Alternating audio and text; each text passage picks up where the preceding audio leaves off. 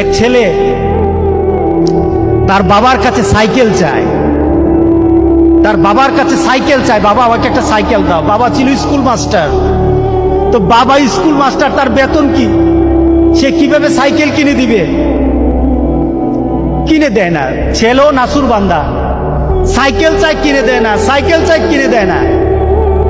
একবার ছেলে বাবাকে বলল, বাবা আমাকে সাইকেলটা কিনে দাও না।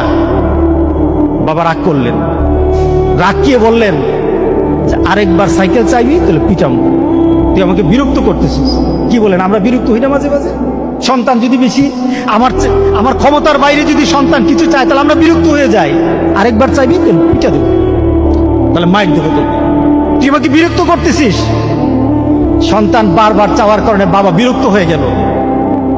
সন্তান কিন্তু রাসূল বন্ধু, সন্তান বাবার দিকে তাকিয়ে করুণ সুরে কাঁদতে কাঁদতে বলল, বাবা তুমি ওকে মারবা? তুমি ছাড়া আমি কার কাছে চাইবো বলো? তুমি ছাড়া তো আমার আর চাওয়ার জায়গা নাই। তুমি আমার আব্বা, এছাড়া আমি কার কাছে চাইবো?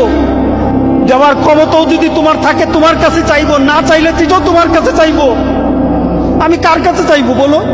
তুমি আমাকে ফিরিয়ে দিবে, কিন্তু আমি ফিরিয়ে দিলে দিতে পারো, কিন্তু আমি কার কাছে চাইবো? আমার তো তুমি ছাড়া কেউই নাই।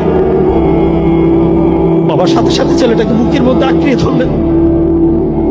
বাবা তুই আমাকে এমন একটা কথা শুনালি, যা তোকে আগামীকাল সাইকেল কিনে দেবো। সুবহানাল্লাহ, সুবহানাল্লাহ। তার মানে কি, ছেলে তার বাবার হৃদয়ে টাচ করেছে। তার কথার মধ্যে আবেগ ছিল, ভালোবাসা ছিল, নিবেদন ছিল যে বাবা তুমি না দিতে পারো, কিন্তু আমার তো তুমি ছাড়া কেউই নাই। তুমি না বল আমাকে ফিরিয়ে দিতে পারো, কিন্তু আমার চাওয়ার জায়গা তোমার ছাড়া আর তো কেউই নাই, আমি তোমার কাছেই তো চাইবো। আমরা যদি মাবুদের দরবারে, আল্লাহর দরবারে এভাবে চাইতে পারতাম, যেই মাবুদ দিতেই পারে, দিতেই পারে, দিতেই পারে, একমাত্র যিনি দিতেই পারে, তার কাছে ওই আবেগ দিয়ে যদি চাইতে পারতাম, কোনোদিন কোনো জিনিস আমাদেরকে ফিরিয়ে দিতেন না, কোনোদিন ফিরিয়ে দিতেন না।